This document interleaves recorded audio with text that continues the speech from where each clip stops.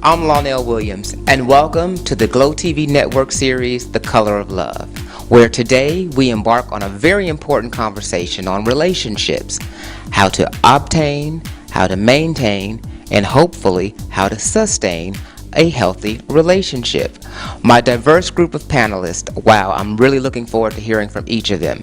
They include HIV/AIDS activist and recording artist, Mr. Anthony Antoine, television show host and model, Mr. Just JR, adult film star and radio show host, Kevin Mines, aka Venom, also fashion guru, Mr. Rico Chappelle, and the very outspoken hip-hop media blogger and writer, Mr. Giant Unplug. This proves to be a very heated discussion. So I'd like to welcome you all. And first of all, let's just get right into it. Gay marriage seems to be a hot topic on the national stage for the past couple of years. But as African Americans, we don't necessarily really support it. Why? Well, I think that a lot of us are so churched, and in church we're taught, that's wrong.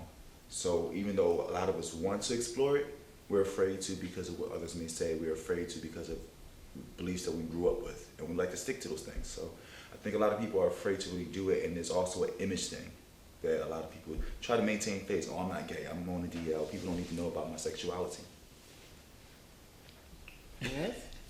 Well, if I would jump in, I would just say I would caution us to, before we say that black people don't support it. I mean, I think if you look at marriage in general with the general community, I mean, 50% of marriages are ending in divorce or more. So do they support it? Or, people can get married by America, or you can dial in a vote for marriage.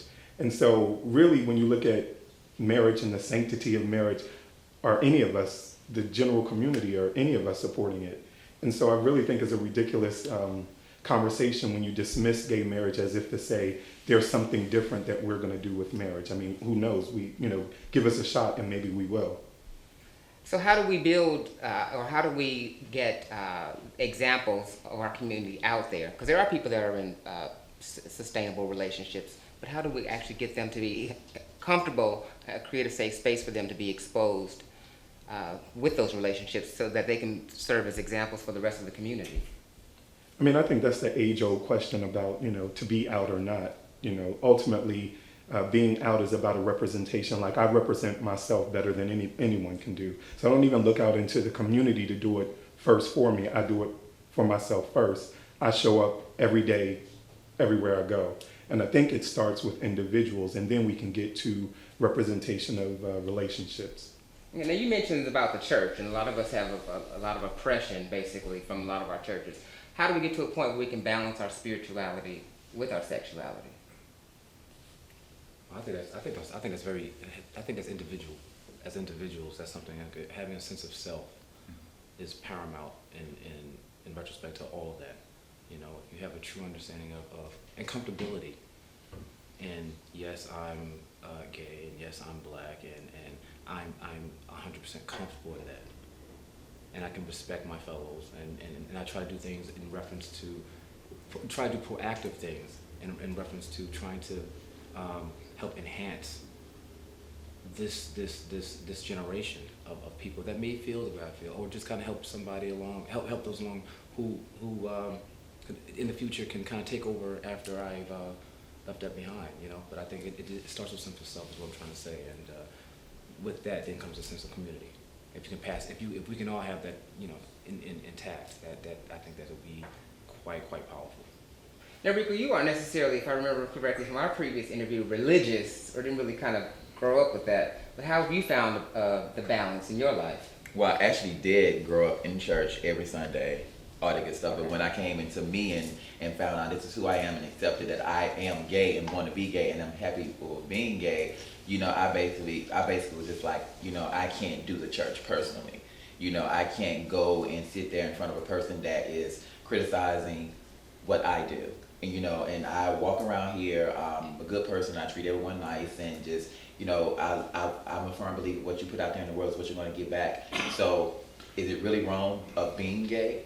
So, for me, I can't speak on the whole black, gay, whatever you want to call it.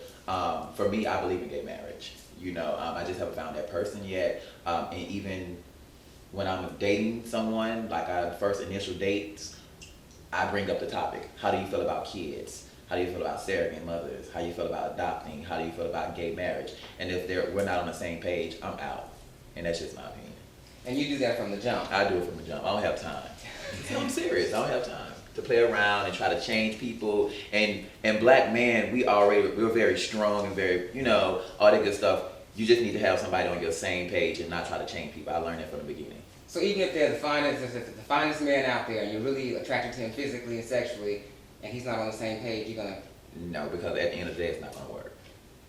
I have a question to answer that. Even if on every other level y'all connect, because me personally, on one of my relationships I was in, he was all for gay marriage and kids, and because I was so stuck to traditional upbringing, I was like, no, I'm not going to do it. But like, there was a connection, there was a love there that eventually I opened up. We were talking and everything. It's not so much about changing, but more so enlightening a person. Well, for me, I'm a business owner, and I don't think about now. I think about 10, 20 years from now. And to me, when you have that bond, that you can build wealth with your mate. So when I have my kids, I'm gonna pass my name down, and to build that money that like the Rockefellers and the Vanderbilts and all. That's what I think of. I don't think of now. No, if you're not on the same page, I'm gonna go on, find a person. We're gonna build this great, wonderful empire and have wonderful kids, and they're gonna have kids, and they're gonna have kids, so we can build wealth. So that's just and it's not all about money, but I mean, at the end of the day, that's what makes the world go round. And so I just don't have time to deal with it. So goodbye, I'm out. And if I could chime in with that, and I think that's kind of an issue that I have with dating. And Rico, that's all good. I mean, I don't think you should change a person, and I certainly understand having vision for what it is you want in a relationship. But me, I've been in a long-term relationship. I have a daughter who's grown. And so I'm at a different point in my life. And I think we've lost the whole element of what dating is supposed to be. Like, here it is, I'm being interviewed on a first date about the potential for a future in 10 years from now, and we can't even figure out if we can enjoy Friday night together, or set a next date next week. Like, I mean, it's not. Hold on. Let's go back. It's not like I have a list and I'm saying, so what's going on? What about? It's gradual. Like, we'll go on dates and basically, like Oprah said, people will reveal themselves when. Oprah. You better believe that life class, right? They will basically reveal they'll reveal themselves, and you can just basically walk away, and that person is not for you, and it's nothing wrong. There's nothing wrong with that. It's just, you're not for. But how long do you give that? Is that 2 dates, 3 dates, 5? No, it just depends. I mean, we can in some instances where me and the person just became really good friends. So I mean, it just depends. It just you don't know. Well, let me say this, because I think commitments in general are very difficult. You know what I mean? You got to start there. But I really wanted to ask one question, because you was talking about traditional values, but that you came up with, that you stick to. But are those your values? And that's the thing. That's what I broke out of, because they weren't my values. And that's why I opened. That's why I said it's not about changing, but enlightening a person, because they weren't my values. They were the values of my parents and my grandparents, and what they believed. And I don't necessarily believe that way anymore. So no, they weren't my values. And I mean, because you asked a question about the connection between sexuality and spirituality. I think I'm still very spiritual, but I'm not that traditional Christian. I believe that God accepts me for who I am, where I am. And have you suffered any from it? I haven't. Of course not. You're living and thriving, because I think a lot of us need to get to that point. Exactly. And so many of us have so much religious oppression growing up that overcoming it. Like myself, I was my grandfather is a Baptist preacher, and when I tell you, the most crooked Negro out there. Yeah, exactly. And it was all about face, right. When you're in front of everybody, you put on a show, and that's why I couldn't connect. Like, okay, I'm trying to hold on to these values that you're teaching me, but when we're in church, you give me this show, and when we're at home, you're a totally different person. Exactly. Is that the example that I'm supposed to follow? Well, see, so many of us don't have it within ourselves to kind of transcend that. So how were you able to do that? How were you able to recognize that was a... Well, my life is controversy, so considering that, I learned to live for me. Because at one point I was bent to please everybody else, to be that church boy, but I know that within myself I wasn't happy. So I had to find my own happiness. How about you, John? Any religious sexual issues? I'm a heathen, you know what I mean? I've had this argument before. I mean, I am for equality for everybody. So I think that if you want to get married, by all means, do that. I personally come from, a broken home. Both my parents have been married and divorced 2 or 3 times, so I don't see marriage the same way someone else does. I don't believe it's forever. I think it's just for right now, while everybody's cool. In about 5 more years, people are gonna be over it. But at the same time, it's. I think that too many people identify their relationship by a piece of paper or a ring, and I think that a lot of times you can be in a committed relationship and not have to take it to that next step. It's like you're programmed to go to that next step. I know a lot of people who are better off and they've been in a longer relationship by common law marriage by not going through the ceremony. But I know people who've been together for 15 years or 10 years and even get married and fall apart.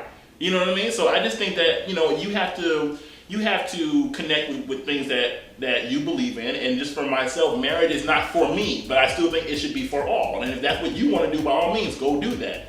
I just haven't seen, and the biggest thing about, again, it's not gay or straight. I don't see people who are straight who have great marriages. I don't see marriage in the institution in itself being a successful situation. So I think that a lot of people would be better off if they just pull the labels off of what these relationships are supposed to mean to them, as opposed to what they're told they are.